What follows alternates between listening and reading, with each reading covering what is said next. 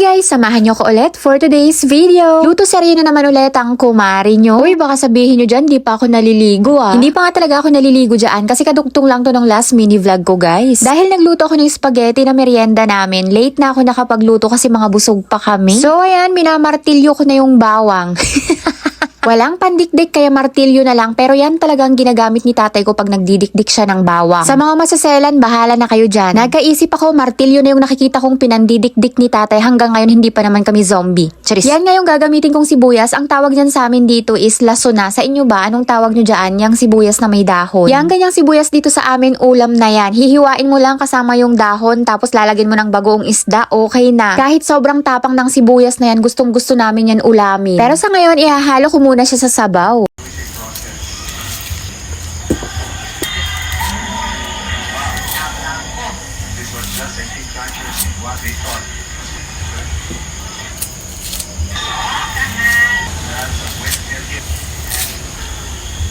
Mga 6:30 na siguro to ng gabi tapos nanonood na ng TV si nanay tsaka si tatay. Hinihintay na lang nila ako matapos magluto at kakain na rin sila ng gabihan. So ayan, tapos ko na ngang hugasan yung siling green, yung sibuyas at tsaka yung kamatis. Isa-isa ko na ngang binalatan yung bawang na pinitpit ko gamit yung martilyo. Diyos mio, kanina pa nagsimula tong mini vlog ko pero hindi ko pa nababanggit sa inyo kung ano pala yung lulutuin kong ulam namin. Sorry na agad. Lulutuin ko na pala yung shell na nabili ko sa bayan nung nakaraan. Yung dukyang or palkang yung tawag dito sa amin. Hindi ko lang alam kung anong tawag dyan sa inyo guys pag nakita nyo. Dinamihan ko nga pala ng hiwa ng sibuyas para mas masarap at mas mabango. Igigisa ko nga pala siya sa kamatis. Para sa akin kasi mas masarap pag ginigisa talaga yung shell sa kamatis. Sabi nga ni tatay wag ko na nga daw gisahin at pakuluan ko na lang daw sa sibuyas at saka sa luya. Pero wala siyang magagawa. Gigisahin ko pa din kasi ako ang tagapagluto nila. Charis. Hindi kasi talaga mahilig sa ginisa ang aking tatay. Binilhan ko nga sila ng mantika hanggang ngayon hindi pa rin ubos. Isang taon na ata mahigit. Yung kutsilyo naming patuloy pang lumalaban. Sobrang talim niya at ilang beses na rin ako nasugat dyan pero yung hawakan niya sumusuko na. Nakalimutan ko palang kumuha ng luya. Hindi ko na nga babalatan yung luya. Hinugasan ko na lang tapos diretso pitpit na sa mahiwagang martilyo ni tatay.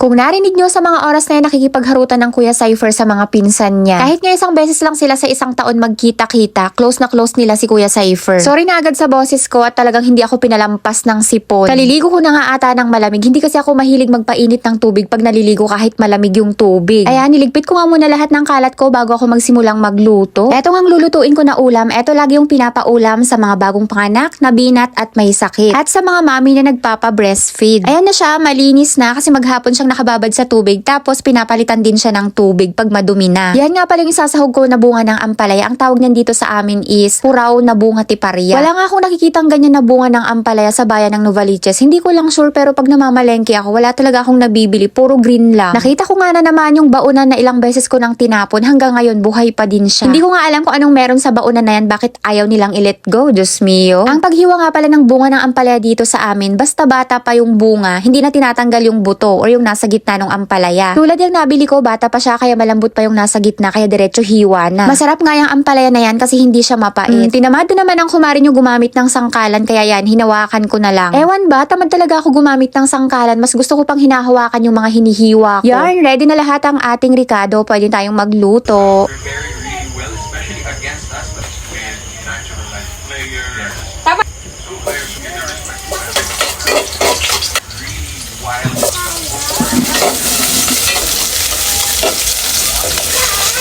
Nahulog ka naman.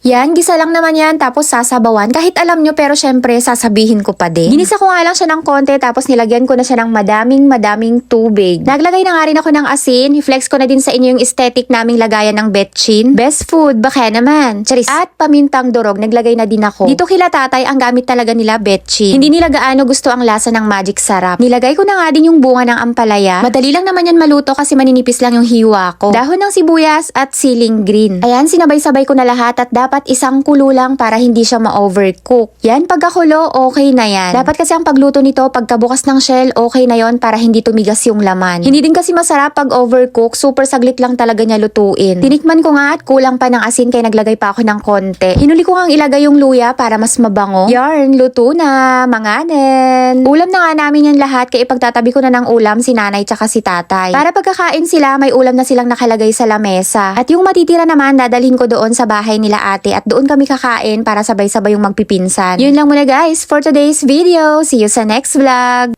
Agyamanak! Bye!